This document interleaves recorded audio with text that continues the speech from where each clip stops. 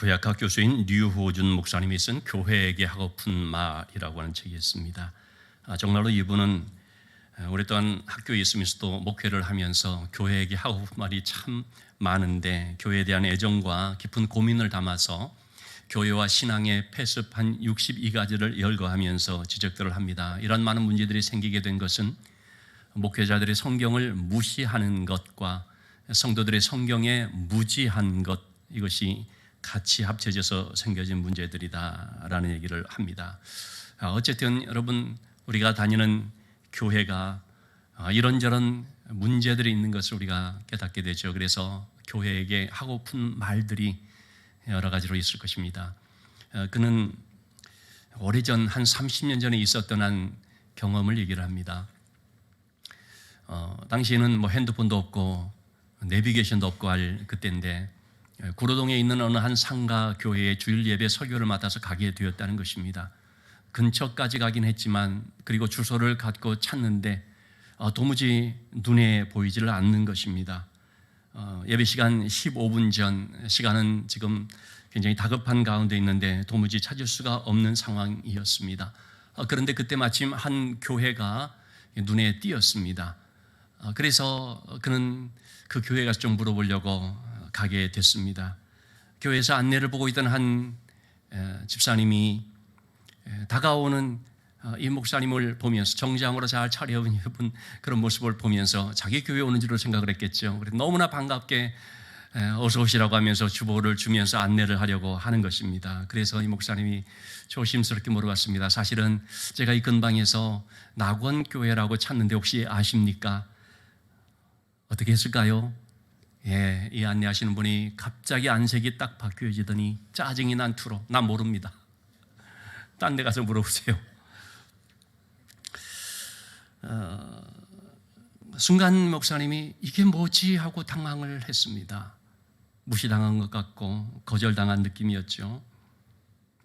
그러다가 이제 겨우 또 옆에 있는 곳들을 막 찾아다닌 끝에 상가 2층에 있는 교회를 발견하게 돼서 다행히 예배 시간이 늦지 않을 수 있었다는 것입니다. 여러분, 우리는 우리 교회에 온 사람만 중요하고 우리 교회 밖에는 모르고 그럴 수가 있습니다. 오직 우리 교회, 오직 우리 성도, 혹시 잘못해서 우리 교회에 모르고 왔는데 자기가 찾던 교회가 아니다라고 싶으면 쌀쌀맞게 만약에 대한다면 여러분 참 안타까운 일이라고 할 수가 있겠죠. 여러분, 오늘날 우리 한국 교회, 우리 교회뿐만 아니라 우리 한국 교회에 대해서 무슨 말을 하고 싶냐 하면 여러분은 어떤 말들을 하고 싶습니까? 교회에 하고 싶은 말들을 한번 얘기해봐라고 하면 무슨 말들을 할까요? 교회가 너무 사랑이 없습니다. 교회가 너무 불친절합니다. 교회가 너무 매너가 없습니다. 교회가 해야 될 일들을 안 합니다. 이웃사랑 실천을 안 합니다. 어려운 이웃들을 돕지 않습니다. 특히 우리 교회 같은 경우에 보면 주일 예배 때 와서 교회가 주차장이 너무 불편합니다. 여러 가지 그런 어려움들 얘기를 할 수도 있겠죠. 자, 그런데 중요한 것은 하나님께서 보실 때에 하나님은 교회를 보면서 하고 싶은 말이 뭘까요? 하나님이 우리 설령 교회를 볼 때에 하고 싶은 말이 과연 뭘까요? 여러분, 하나님이 하고 싶은 그 말은요, 성경에 다 나와 있습니다. 주님께서 가장 중요하게 말씀하셨던 바로 그 말씀, 하나님께서 하고 싶은 말은 그거 아니겠습니까? 교회가 이모저모로 부족한 점이 있을 수 있지만 여러 가지 좀 아쉬운 부분도 있을 수가 있지만 그러나 교회의 본질적인 이 사역, 하나님이 원하시는 그것을 과연 잘하고 있느냐, 하나님께서는 바로 거기에 초점을 맞추고 말씀을 하지 않겠습니까? 그런 점이 있어서 정말 하나님이 우리에게 하고 싶은 그 말씀, 또는 주님께서 그 제자들, 교회가 될 그 제자들에게 당부하신 가장 중요한 그 말씀, 그것을 오늘 우리가 좀 보고자 하는 것입니다.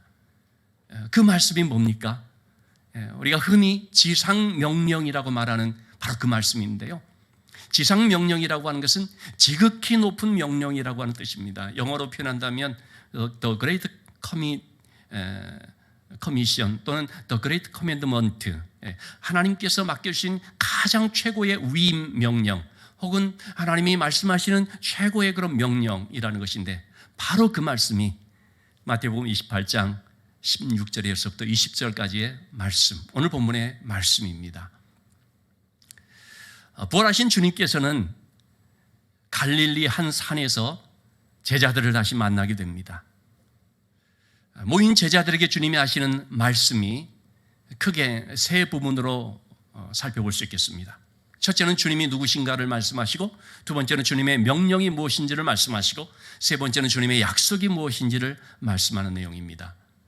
먼저 18절 말씀에서 주님은 주님이 어떤 분인지를 말씀하시는데, 부활하신 주님은요, 사망 권세를 깨뜨리시고 이 세상의 모든 악한 권세, 불의의 세력들을 다 꺾으시고 이기시고 하늘과 땅의 모든 권세를 가진 분이다라고 말씀하고 있습니다. 여러분이 이 땅에서 가장 큰 권세를 가지신 분, 가장 높은 자리에 계신 그 권위를 가진 분이 예수님이라는 것이죠. 하나님께서는 예수님을 그렇게 가장 지극히 높이셔서 모든 입으로 하여금 그를 주로 시인하게 하셨고요, 모든 무릎으로 그 앞에 무릎을 꿇게 하셨고요, 모든 사람들이 다 그를 경배하고 높이도록 하셨습니다. 부활하신 주님이 바로 그런 분이신 것을 드러내고 계시죠. 그래서 주님은 모든 권세를 가진 분이다라는 말씀을 먼저 제자들에게 하십니다. 바로 그런 권세를 가진 주님께서 주시는 명령이 있는데, 당부하시는 말씀이 있는데, 그게 뭔가? 19절의 말씀을 보면 너희는 가서 모든 민족을 제자로 삼아라고 하는 말입니다. 여러분, 가장 높은 분의 명령이기 때문에 이것은 반드시 따라야 되는 절대적인 명령이라고 할 수가 있겠죠. 들어도 되고 안 들어도 되고 그만, 그게 아닌 것입니다. 가장 높은 분이 주시는 지극히 높은 명령입니다. 그게 뭐냐? 모든 민족에게로 가서 제자 삼으라는 것입니다. 사도행전 1장 8절의 말씀도요, 또 다른 지상 명령으로서 알려진 말씀이죠. 오직 성령이 너에게 임하시면 너희가 권능을 받고 예루살렘과 온 유대와 사마리아와 땅 끝까지 이르러서 내 증인이 되리라.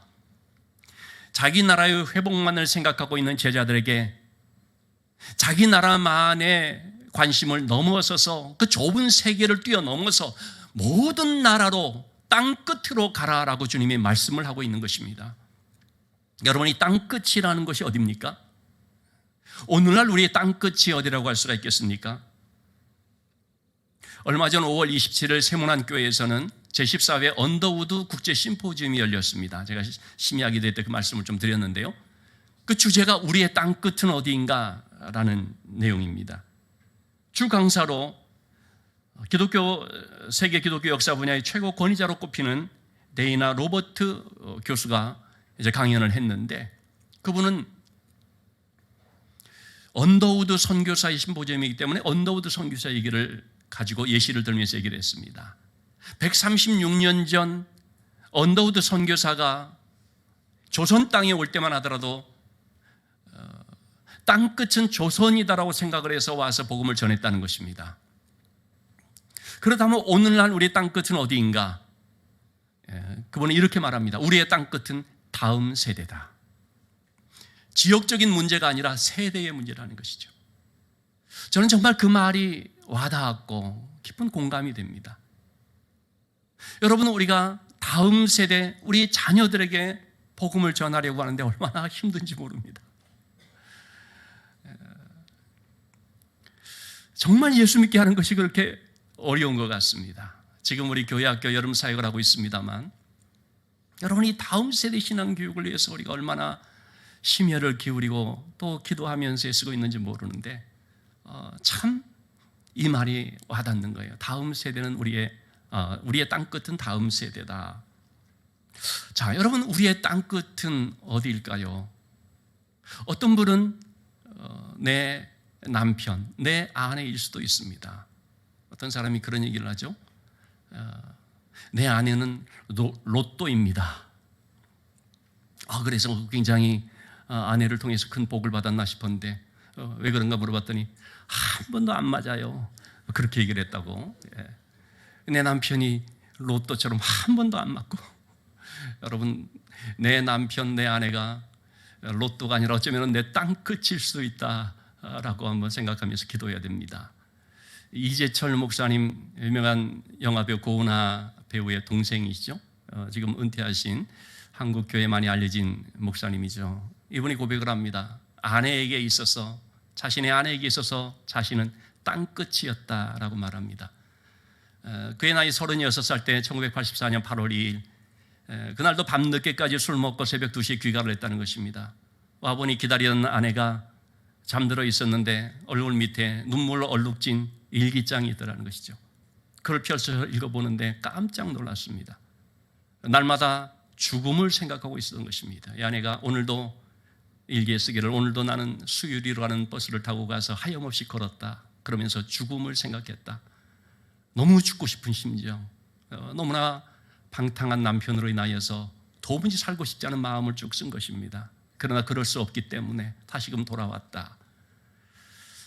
주님께서 나에게 사랑하도록 주신 남편인데 참 나는 할 수가 없습니다. 내 연약함을 아시는 주님, 저를 도와주세요 라고 하는 그런 내용들을 쭉 기록한 것을 보았습니다. 충격을 받았습니다. 그리고 그것이 그의 인생을 바꿔놨습니다. 그래서 신학교를 가게 되었고요. 그리고 이제 목회자가 되어서 참 귀한 사역을 감당할 수가 있었던 것이죠. 여러분, 우리의 땅끝은 나의 가장 사랑하는 내 부모님이 될 수도 있고, 내 남편이 될 수도 있고, 내 아내가 될 수도 있고, 내 자녀가 될 수도 있지요. 어쨌든 여러분, 우리가 서 있는 이 자리가 선교지이고요. 땅끝은 내 옆에 있는 아직 믿지 않는 한 영혼이라고 생각할 수 있겠습니다. 여러분, 이렇게 땅끝으로 가서 모든 민족에게로 가서 무엇을 하라고 지금 주님 말씀하십니까? 19절에서 20절의 말씀, 제자 삼으라 말씀하셨는데, 이 제자 삼는다는 것이 무언가 두 가지로 살펴볼 수 있습니다. 제자 삼는다는 것은 첫째로 복음을 전해서 세례를 받게 하는 것입니다.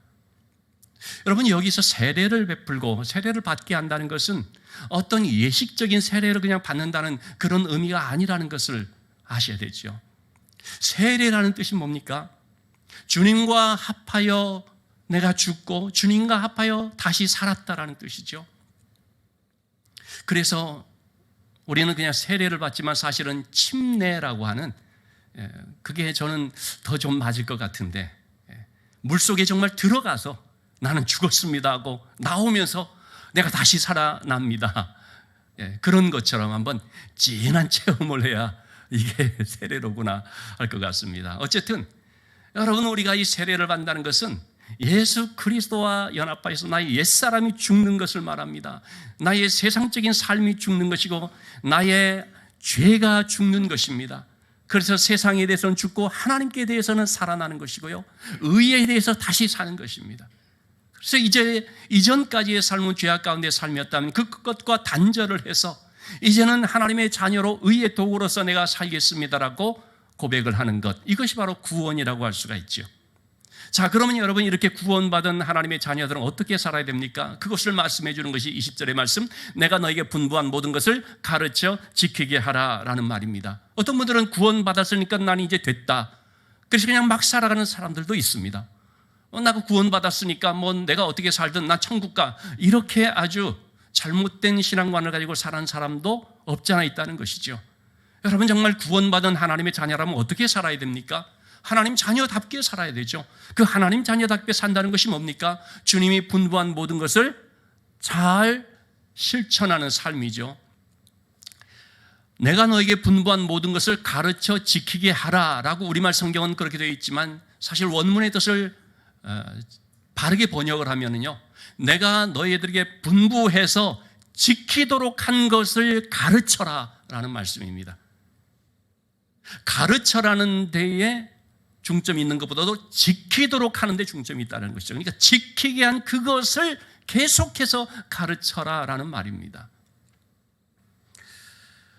마태복음을 놓고 본다면 마태복음에서 주님이 분부한 모든 것들, 마태복음 1장부터 28장까지의 말씀 중에서 좀 이것을 압축을 한다면 어떻게 좀 말할 수 있겠습니까? 마태복음에서의 주님이 분부한 모든 것을 압축해서 말한다면 마태복음 5장에서 7장까지 나오는 산상수훈의 말씀이라고 할 수 있습니다. 우리가 잘 알고 있는 산상수훈의 말씀. 이전까지는 너희가 이렇게 들었지만 내 한쪽 뺨을 때리면 나도 같이 때리고 그런 식으로 들었겠지만 그러나 나는 너에게 말하노니 오른쪽 뺨을 때리면 왼쪽 뺨도 돌려대라. 오리를 가자고 하면 십리를 가져라. 이와 같은 주님의 새로운 말씀들, 예수 믿는 하나님의 자녀로서 이 땅 가운데 선한 행실을 통해서 하나님의 빛을 나타내는 그런 새로운 삶, 주님이 그러한 모든 말씀들을 하셨거든. 이것이 바로 이 산상수훈에 들어있는데, 이 산상수훈의 말씀 가운데서도 가장 핵심적인 말씀을 꼽는다면 그래서 마태복음 6장 33절이라고 할 수 있겠죠. 너희는 먼저 그의 나라와 그의 의를 구하라. 오늘 찬양 예배 때 우리 이보구 교수님이 이 본문의 말씀을 가지고 말씀을 전해 주십니다. 여러분 오늘 점심 식사 오늘은 특별히 밥으로 준비를 했습니다. 우리 교회 생일이니까 밥으로 식사하시고 그리고 좀 이따가 찬양 예배 때도 같이 예배 드리시면서 많은 은혜 받으실 수 있기를 바랍니다. 자, 어쨌든 이렇게 주님께서 분부한 모든 것 지키도록 했는데 그것을 잘 가르치라고 하는 것입니다. 그 말은 구원받은 하나님의 자녀로서 하나님의 말씀을 따라 살아가라고 하는 거죠. 그것은 여러분 성경 공부를 말하는 것이 아닙니다. 하나님의 말씀을 잘 지키도록 하는 제자 양육 혹은 제자 훈련을 말하는 것입니다. 여러분 말씀을 많이 배워서 잘 알고 있다고 할지라도 실행하지 않는다면 어떻게 됩니까? 바리새인과 같은 지식적인 신앙에 머물고 맙니다. 한마디로 말하면 입만 살아있게 되는 거죠. 여러분 입만 살아서 말하는 것들은요 절대로 능력이 없습니다. 열매가 없습니다. 아무런 영향력이 없습니다. 내 자신이 그렇게 살아가면서 말할 때에 그 말이 영향력이 있는 것이고 권위가 있는 것이고 그래서 그 말에 따라오게 되는 거죠. 말씀을 지키는 것이 중요합니다. 물론 쉽지 않습니다. 그렇기 때문에 지속적인 노력을 필요로 하는 것입니다. 자, 주님께서는 이렇게 제자들에게 명령을 주셨습니다. 가서 제자 삼는데 이렇게 제자 삼으라라는 말씀이죠. 그러나 주님의 말씀은 항상 명령만 있는 것이 아니고 명령과 함께 약속이 있습니다. 모든 하나님의 말씀은 이렇게 세트로 되어 있습니다. 명령을 주시고 약속하시거나 약속을 주시고 명령하시거나. 그래서 항상 하나님은 우리에게 이렇게 행하라, 그리하면 이렇게 하리라. 오늘 주시는 말씀도 하나님의 중요한 약속이 나오고 있습니다. 20절의 말씀을 다시 한번 보시면, 자, 이러한 삶을 살아가는 우리들에게 어떻게 약속을 해주셨습니까? 내가 세상 끝날까지 너희와 항상 함께 있으리라. 너희와 함께 있으리라라고 하는 이 말을 우리가 임마누엘이라고 하죠. 임이라고 하는 것은 함께라는 말이고, 마누라는 말은 우리라는 말이고, 엘이라는 말은 하나님이라는 말입니다. 하나님의 우리와 함께한다. 이것이 바로 임마누엘입니다. 마태복음 1장, 마태복음 첫 장에서부터 아들을 낳으리니 그 이름을 임마누엘이라 하라. 임마누엘이 등장하고 마태복음 마지막 장 마지막 절에 다시 한번 내가 너희와 함께하리라라는 임마누엘로 끝나는 것입니다. 여러분, 우리가 믿음으로 살아가고자 할 때 여러 가지 어려움들이 있을 수가 있습니다. 그렇지만 여러분, 이 약속의 말씀을 우리가 믿고 붙잡을 때 하나님께서 우리를 지켜주시고 함께해 주십니다. 온 세상의 모든 권세를 가지신 그분이 우리와 함께해 주신다고 약속한 것입니다. 요한계시록 3장 10절의 말씀을 보면은요, 네가 나의 인내의 말씀을 지켰은즉 내가 또한 너를 지켜 시험의 때를 면하게 하리니 라는 말씀이 있습니다. 여러분, 우리가 인내의 말씀을 지키면, 그러니까 여러분, 말씀은요 인내의 말씀입니다. 하나님의 말씀을 우리가 따라 산다는 것은 인내를 필요로 하기 때문에 인내의 말씀이라고 할 수 있죠.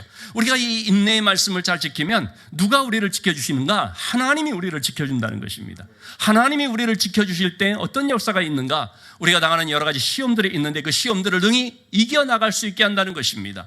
어떤 경우에는 시험을 감당할 수 있는 힘을 주시거나 혹은 시험을 감당하지 못할 때 피할 길을 주시거나 어쨌든 그 시험을 잘 이겨나갈 수 있도록 도와주신다는 것이죠.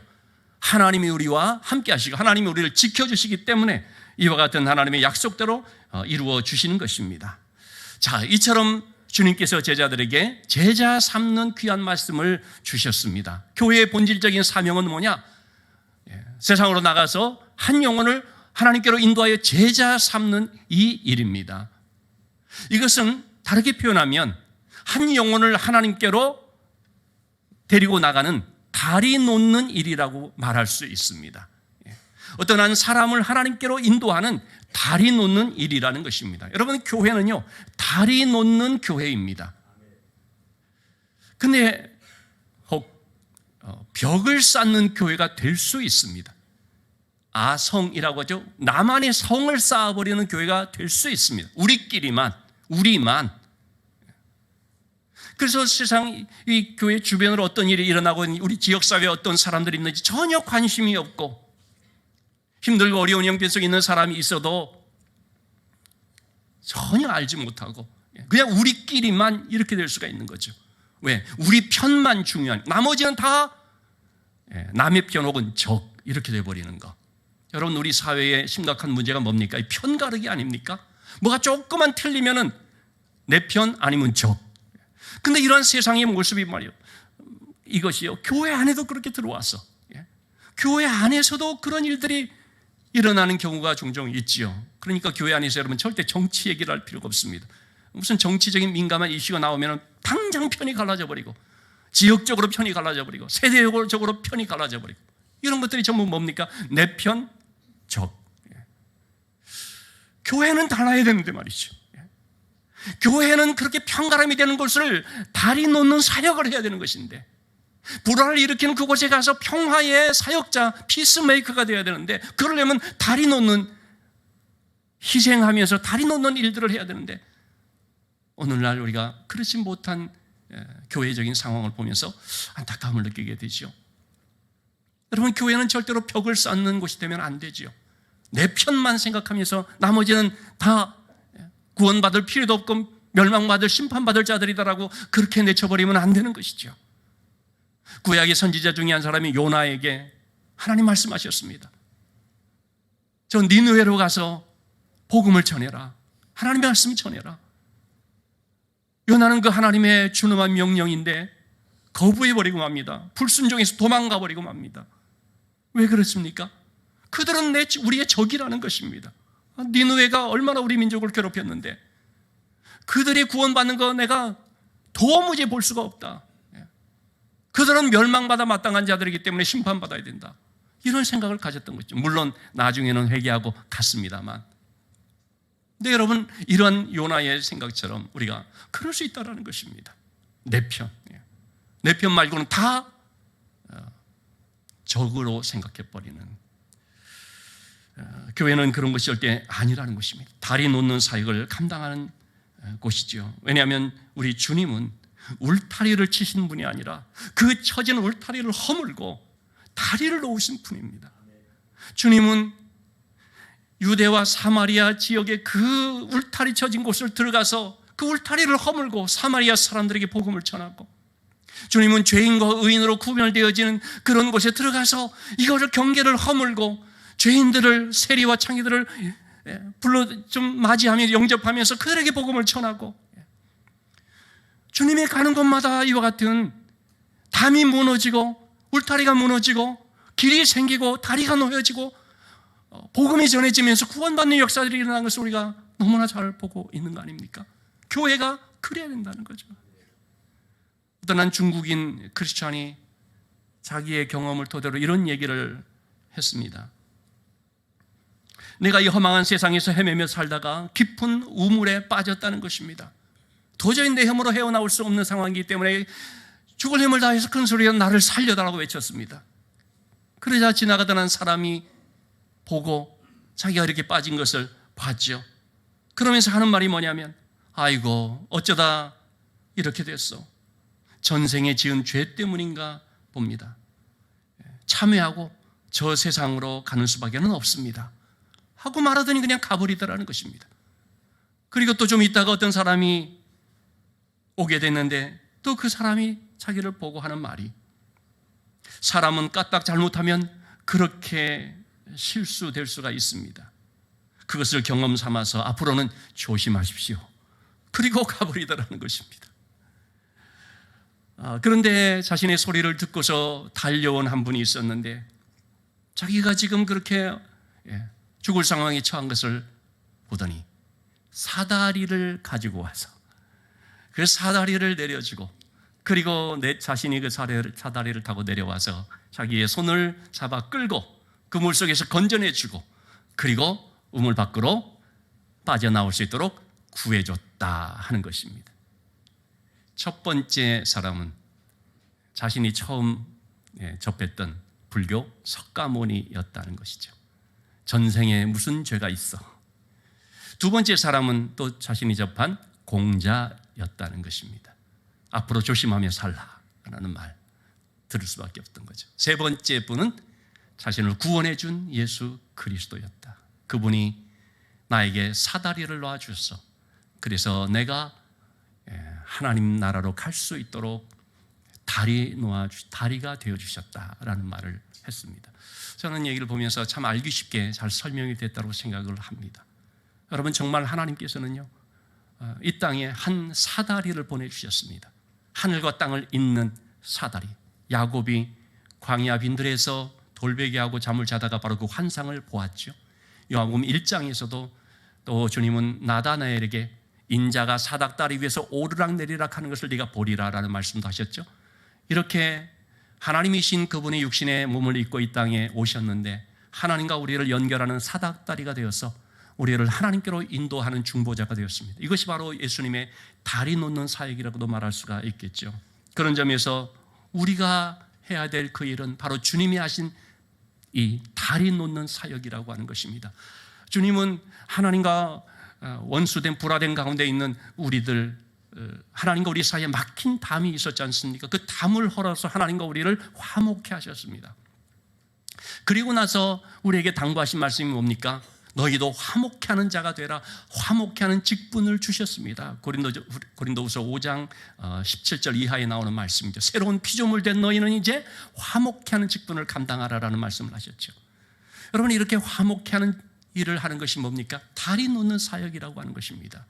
불신 영혼을 찾아가서 그에게 구원을 말하고 구원을 전하고, 그리고 그래서 예수 그리스도를 만나서 구원받도록 인도하는, 이것이 바로 다리 놓는 사역이라고 하겠습니다.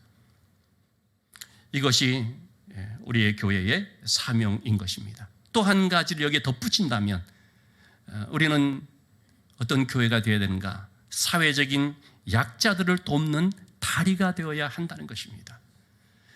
몇 년 전에 YTN에서 나왔던 그 영상인데요, 다리가 돼준 오빠라고 하는 짧은 영상이 많은 사람들에게 훈훈한 감동을 준 적이 있습니다. 이렇게 계단이 되어져 있는데 그 사이에 하수구 물이 쏟아지는 그게 틈이 너무 많이 벌어진 가운데 있습니다. 어린 두 남매가 그 건너는데 오빠인 요 남동생은 그냥 건널 수 있지만 이 여동생이 건너지를 못하는 것입니다. 오빠가 손 잡아줄 테니까 건너오라고 하는데도 전혀 겁먹고 건너지를 못합니다. 안고서 가볼까 했는데 그것도 여의치 않습니다. 그러니까 결국 어떻게 했느냐, 이 어린 오빠가 말이죠, 몸을 구부리고 엎드려서 다리를 뻗어서요, 그 위로 동생이 이렇게 밟고 건너오도록 한 것입니다. 우연히 아마 이거를 누가 촬영해서 그래서 방송사에 제보를 한 것 같습니다. 이걸 본 사람들이 참 이 나이도 어린 그런 남매인데 참 대견하다라는 생각을 하는 거죠. 근데 여러분, 이처럼요, 우리 사회에는 그 조그만한 것도 건널 수 없는 너무 미약한 자들이 있다는 것입니다. 이런 사회적인 약자들을 우리가 세심하게 살펴볼 필요가 있습니다. 그런 점에서 우리 교회는 설린교회라는 이름답게 정말 힘써서 많은 우리 어려운 주변의 이웃들을 돕고자 하고 있습니다. 오늘 주보에도 우리 한 몇 분의 그런 내용들을 좀 소개를 했습니다. 굳이 제가 소개를 드리는 이유는 무슨 자랑하기 위한 것이 아니고, 이렇게 정말 어려운 형편에 있는 분들이 많이 있다라는 것을 여러분들에게 좀 알리고 싶은 마음 때문입니다. 그래서 보면은 고3 자녀를 둔 한 장의 가장은요 일을 못해서 지금 수급비로 생활을 하는 가운데 치료비와 자녀 양육비 등으로 해서 너무나 어려운 형편 속에 있습니다. 또 할머니와 함께 사는 26세 장애 여성이 있는데 신경섬유증으로 인하여서 하지마비와 청력 상실로 고통을 당하고 있습니다. 63세에 혼자 살고 있는 한 분은 주 3회 투석과 당뇨 합병증으로 고생을 하고 있습니다. 80세 독거노인 되시는 한 분은 교통사고 후유증으로 인하여서 시력을 잃고 척추 협착증으로 고생을 하고 있습니다. 46세의 손모 씨는 건설 일용직을 노동을 하다가 다쳐서 일을 못하고 최근에는 넘어져서 허리를 다쳐서 한방병원에 입원해 있는데 입원비가 없어서 어려움 가운데 있습니다. 이번에는 우리가 이 한 5가정을 한 100만 원씩 이렇게 돕게 됩니다. 물론 그동안에도 얼마나 많은 가정들을 도왔는지 모릅니다.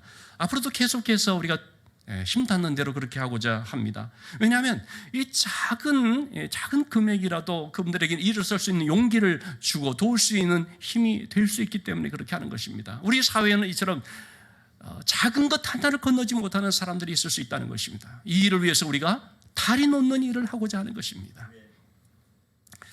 얼마 전 바로 엊그제 금요일 국민일보에서 한 기사가 나왔는데 개신교에 대한 일반 사람들의 호감도에 대한 그런 기사였습니다. 이러다가 전도를 어떻게 하느냐라는 그런 지금 타이틀도 있는데요. 종교별 호감도를 조사했더니 불교에 대한 호감도는 32.9%, 가톨릭에 대한 호감도는요 29.9%, 세 번째로 유교에 대한 호감도는 11.3%, 그보다 못하게 개신교에 대한 호감도는 6.8%, 미신 샤머니즘에 대한 호감도는 3.9%, 이슬람에 대한 호감도는 2.9%.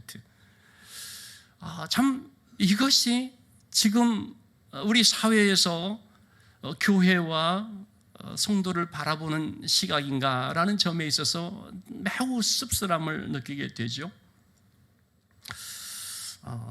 참 그만큼 우리가 신뢰를 회복해야 되는 그런 상황에 있다고 할 수 있습니다. 언젠가 한번 제가 소개를 해드린 내용입니다만은 김현숙이라는 분이 한 20여 년, 한 20, 30년 전에 이제 쓴 책인데요. 흔들리는 신앙 붙들어 주소서라고 하는 내용으로 국내외 유명 목사님들의 메시지 15명의 그런 메시지를 엮은 책입니다. 여기에 보면은 참 아주 독특한 한 장로님의 얘기가 소개가 됩니다. 미국에 이민을 간 이 장로님인데요. 이분은 이민을 가서 이제 교회들을 찾아다니게 됐습니다. 그런데 마음에 드는 교회가 없어서 계속해서 교회를 옮겨 다니기를 했는데 교회에 딱 들어가면 그때부터 단점을 찾기 시작을 했더라는 것입니다. 주보를 먼저 보면서 이게 글씨가 뭐가 틀렸는지부터 시작해서 목사님 설교가 어떤지, 성가대 찬양이 음정이 맞나 틀리나, 인테리어가 좀 어떤가, 심지어는 주방과 화장실이 어떤가, 이런 눈에 띄는 그런 것들을 날카로운 눈으로 낱낱이 수첩에다 적기를 시작하는데, 그러니까 여러분 그 교회 다닐 수 있습니까? 이 교회 틀렸어, 다시 ом기고. 22년 동안 그분이 다닌 교회가 108개 교회였다고 합니다. 108번째 교회에서 이번에 장례식을 치러졌는데, 이분이 남긴 유품을 봤더니요, 그분이 소중하게 간직한 108개의 교회들의 단점을 낱낱이 기록한 수첩, 참 요것만 남겨 있더라는 것입니다. 이분은 이상적인 교회를 찾아다녔지만 결국은 평생 동안 만날 수가 없었습니다. 왜 만나지 못했을까요? 세상에 그런 완벽하고 흠이 없는 교회는 있을 수 없기 때문에. 여러분, 교회가 다 부족합니다. 때문에 여러분, 우리는요 사람 바라보지 말고 주님 바라보며 신앙생활을 하는 것입니다. 사람의 말에 너무 그렇게 상처받고 그렇게 하지 말고 주님 말씀에 귀담아 주님 말씀을 경청하면서 그 말씀을 붙잡아야 됩니다. 무엇보다도 여러분, 우리 설림교회가 하나님 주신 이 본질적인 사역, 세상으로 나가서 제자 삼는 사역을 감당하라는 이 다리 놓는 이 사역을 잘 감당하는 교회가 되어서 부족함이 있음에도 하나님의 영광을 나타낼 수 있는 많은 심령들을 구원하고 많은 사람들에게 또 사랑의 섬김을 실천할 수 있는 그런 교회가 될 수 있기를 주님의 이름으로 축원합니다.